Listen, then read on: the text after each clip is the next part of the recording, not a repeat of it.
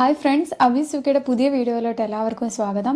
അപ്പം ഈ ഒരാഴ്ചയായിട്ട് കാര്യം പറഞ്ഞാൽ ഇമിഗ്രേഷൻ വൈറ്റ് പേപ്പറിൻ്റെ പബ്ലിഷിങ്ങും എല്ലാം കഴിഞ്ഞപ്പോൾ മുതൽ എല്ലാവർക്കും യു കെയിലുള്ള എല്ലാവർക്കും തന്നെയും വളരെ ടെൻഷനും അല്ലെങ്കിൽ യു കെയിലോട്ട് വരാനുള്ളവർക്കും ഏറ്റവും കൂടുതൽ ടെൻഷൻ നൽകിയൊരു കാര്യമായിരുന്നു ഈ ഇമിഗ്രേഷൻ വൈറ്റ് പേപ്പറിൻ്റെ അകത്ത് അവർ പ്രപ്പോസ് ചെയ്ത കുറച്ച് റൂൾസ്.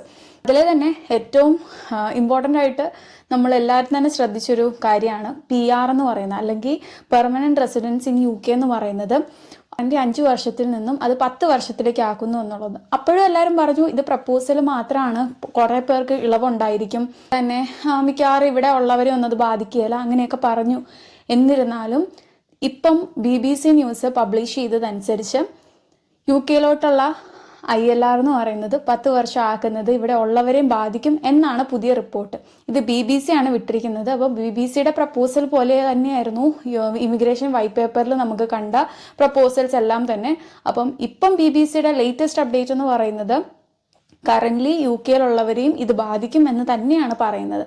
പക്ഷേ അതിൻ്റെ അകത്തും പറയുന്ന പോലെ തന്നെ ഒരു എക്സംഷൻ എന്നുള്ളത് യു കെയുടെ എക്കണോമിയിലോട്ട് സംഭാവന ചെയ്യുന്ന doctors, nurses, engineers, AI leaders അങ്ങനെയുള്ളവരെ മാത്രമായിരിക്കും ഫാസ്റ്റ് ട്രാക്ക് ILRലോട്ട് പരിഗണിക്കുക.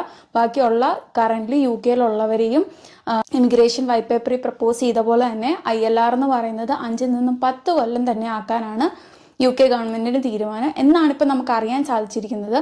അപ്പം ഇത് മാറുമോ, ഇനിയും എന്താണ് സംഭവിക്കുക, ഇതൊന്നും നമുക്ക് പറയാൻ പറ്റില്ല. കാര്യം ഈ വളരെ കുറച്ച് നാളുകളായിട്ട് ഈ ലേബർ പാർട്ടി കയറിയതിന് ശേഷമുള്ള വളരെ വ്യത്യസ്തമായ രീതിയിലുള്ള കുറേ കാര്യങ്ങളാണ് നടക്കുന്നത്. ഓരോ പാർട്ടി വരുമ്പോഴും ഓരോരോ നിയമം കൊണ്ടുവന്ന് ഓരോ രീതിയിൽ ഇമിഗ്രേഷൻ കട്ട് ഡൗൺ ചെയ്യുന്നത് എല്ലാം നെറ്റ് ഇമിഗ്രേഷൻ കുറയ്ക്കുക എന്നുള്ള ഉദ്ദേശത്തിലാണ്. അവരുടെ രാജ്യമാണ്, അവരാണ് നിയമങ്ങളും തീരുമാനങ്ങളും ഒക്കെ എടുക്കുന്നത്.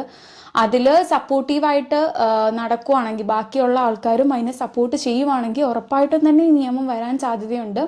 അങ്ങനെ വന്ന നിയമങ്ങളിൽ ഒന്നായിരുന്നു ഡിപ്പെൻഡൻസ്, സ്റ്റുഡൻസിൻ്റെ കൂടെ വരുന്ന ഡിപ്പെൻഡൻസിനെ നിർത്തലാക്കിയത്. അതുപോലെ തന്നെ കെയർ വർക്കേഴ്സിന് ഇനി ഡിപ്പെൻഡൻസിനെ അലോ ചെയ്യാത്തത്. അതുപോലെ തന്നെയാണ് ഇപ്പോഴത്തെ ഈ പുതിയ ILRൽ വരാൻ പോകുന്ന മാറ്റവും.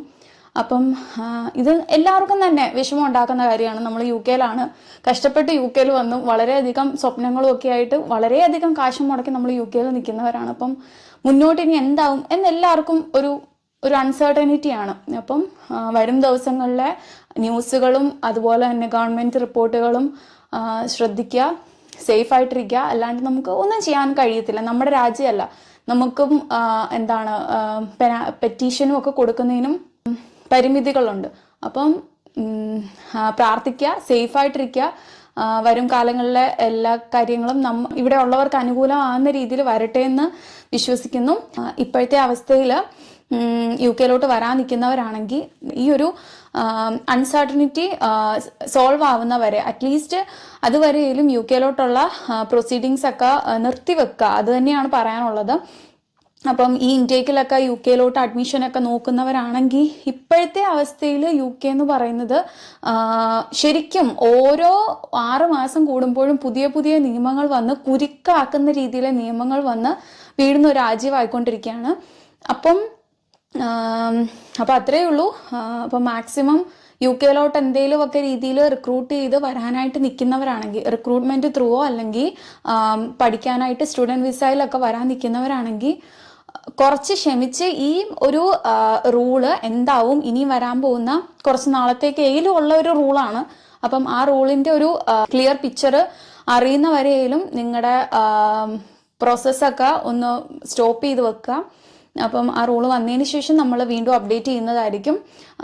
അപ്പം ടെൻഷൻ അടിക്കണ്ടെന്ന് ഞാൻ പറയുന്നില്ല, ടെൻഷൻ ആകും, മനുഷ്യരാണ്, ടെൻഷൻ ഉണ്ടാവും, പല പ്രതീക്ഷയിൽ വന്നതാണ് നമ്മൾ. അപ്പം വരട്ടെ, വരുന്ന വഴിക്ക് കാണാം. അപ്പോൾ അത്രയേ ഉള്ളൂ. It's me Bima signing off from Abi's UK channel. By.